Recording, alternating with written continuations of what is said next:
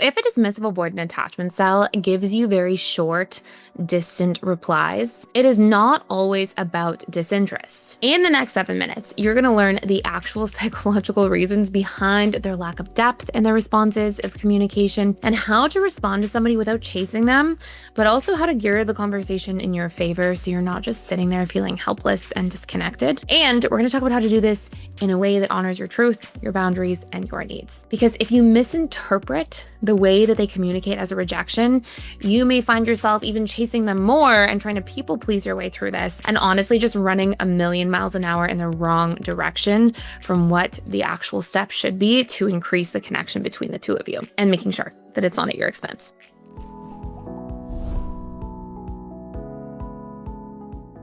Here's the first major thing, okay?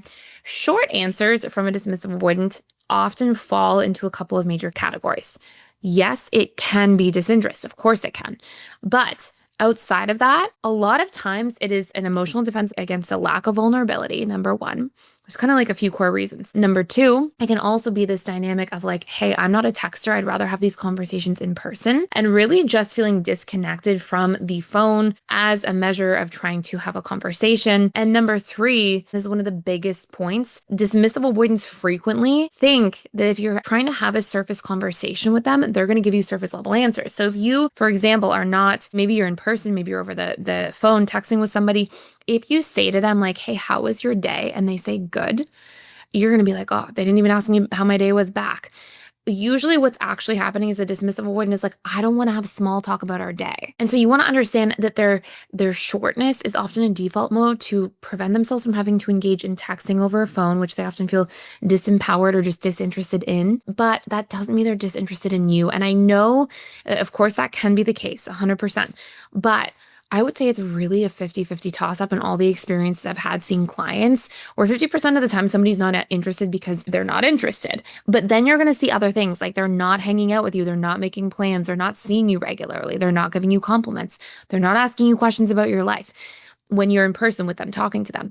If you see all of those things where they're doing those things, they're making an effort, they're making plans, they're initiating, but they're short over text, it's because they don't like texting, and it's because they don't like small talk and they feel disempowered. So here's what you can actually do about it, okay? And this changes everything. I just wanted to pop in here and let you know we are doing a 7-day free trial to the All Access Membership Pass at PDS, which means you get access to literally everything inside of the school. And this includes the 4 live webinars I do with our students every single week. And on top of that, you get access to all of our different courses. We have over 55 different courses on relationships, communication, boundaries, emotional mastery, guilt and shame, learning your needs, so many different facets that are really important to master our lives and feel really good about our lives going forward. And last but not least, there's a daily community event. We have trained facilitators and coaches who are in there doing that work, showing up to support you on your journey every single day. Please join me on the other side. Come check it out. See if it's a fit for you. I'd love to see you there. Go ahead and sign up by clicking the link in the description box below. If you're going to ask a dismissive avoidant question, one of the best things you can ever do is make the question specific. Do not say, hey, how was your day? They do not like open-ended conversation. Say, hey, how did your conversation go with your boss today that you were worrying about? Or whatever it is that you know is happening in their day, ask them specifics.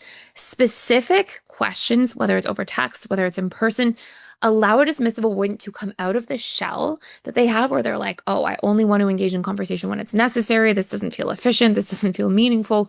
I don't want to talk just for the sake of having a conversation. So when you ask a dismissive avoidant a specific pointed question, they feel like it's not small talk, and then they engage, and they don't even consciously recognize this is happening the vast majority of the time. They're just like, oh, this is an interesting, meaningful conversation. Even if they keep it a little bit more brief over text, they will be more expansive and expressive over in person. Now, this is not where it ends, because your job isn't to like constantly think of specific questions so that this person will want to engage with you. No, this is not about you just like changing everything to chase after somebody. That's a good tip in regards to communication, but that has to be paired with, this is where we get into like relationship evolution and growth rather than people pleasing and self-silencing. If you are going to make a commitment to take a step forward, to be mindful of them and how they function, how they operate, that cannot, and this is a rule of healthy, secure relationships, come without a step forward for what you need as a person as well. And so ask more specific questions and pair that with you also having a conversation with a dismissive avoidant that says, hey, maybe texting isn't your thing, but for me, it makes me feel connected during the week when we don't see each other. And as a bare minimum in a relationship, I'm really looking for X amount of consistency. And X can be fill in the blanks with what you think is fair and healthy for you. Maybe your X, right, is you saying, I want to feel like when I'm asking you questions, you're also asking me questions about my day more specifically as well. So you have to communicate what you need along with this.